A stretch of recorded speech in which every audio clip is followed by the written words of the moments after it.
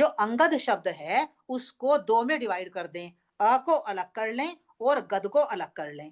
गद का अर्थ होता है संस्कृत में बीमारी, बीमार, और अ का मतलब होता है नहीं।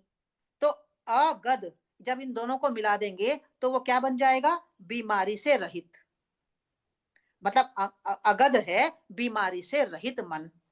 अब बीमारी मन की कौन सी बीमारी होती है? मन की बीमारी होती है उसकी चंचलता। भाई मन की एक ही बीमारी है, उसकी चंचलता, उसकी अस्थिरता। तो ये कह रहे हैं अगध शब्द के द्वारा कि जो मन की बीमारी है, ये अगध नामक पात्र इस बीमारी से रहित है, अर्थात मन चंचलता से रहित है। अब प्रश्न एकदम बना कि जब मन चंचलता से रहित है अर्थात स्थिर है, तो इसको वाली का पुत्र क्यों कह दिया उन्होंने? वाली तो अज्ञान है। भाई अज्ञान में तो मन चंचल रहता है, बहुत चंचल रहता है, बहुत अस्थिर रहता है। तो फिर इन्होंने इसको वाली का पुत्र क्यों बना दिया? अगध को, अगध यानी अंगद को। तो इसके द्वारा ये संकेत कर रहे हैं कि मन की स्थिरता केवल दो ही परिस्थितियों में होती है। तीन प्रकार के व्यक्ति होते हैं। एक व्यक्ति होता है अज्ञानी, एक होता है इसका जस्ट अपोजिट ज्ञानी, और एक होता है बीच का, जिसको हम कहते हैं कुछ अज्ञान में कुछ ज्ञान में। या इसको एक प्रकार से कहें, एक होता है विचारहीन, अज्ञानी व्यक्ति होता है विचारहीन, एक होता है विचारपूर्ण जिसको ज्ञानी कहते हैं, और एक होता है बीच में विचारशील। तो मन की जो स्थिरता है वो या तो अज्ञानी व्यक्ति की होती है या जो ज्ञानी होता है उसकी होती है। जो विचारशील बीच का व्यक्ति होता है उसका मन अस्थिर बना रहता है।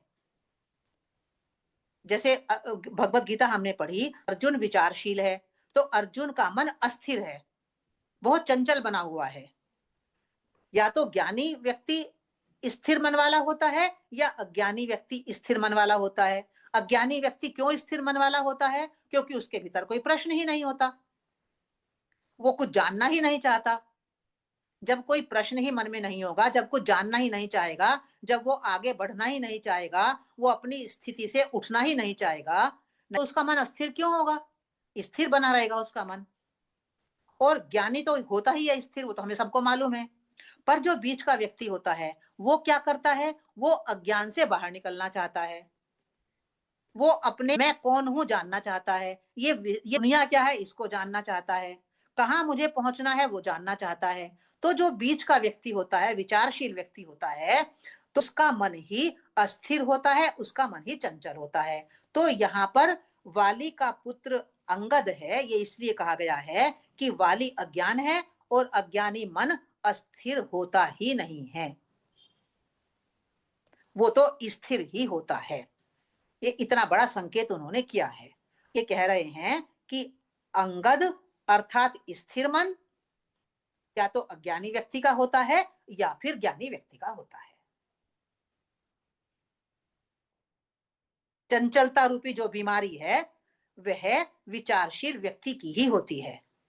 विचारशील व्यक्ति अर्थात अब वो अज्ञान से हटकर ज्ञान की तरफ चलना चाह रहा है, उसका मन चंचल बना रहता है, अस्थिर बना रहता है, क्योंकि उसके भीतर बहुत सारे प्रश्न हैं, बहुत सारे प्रश्नों का वो उत्तर चाहता है।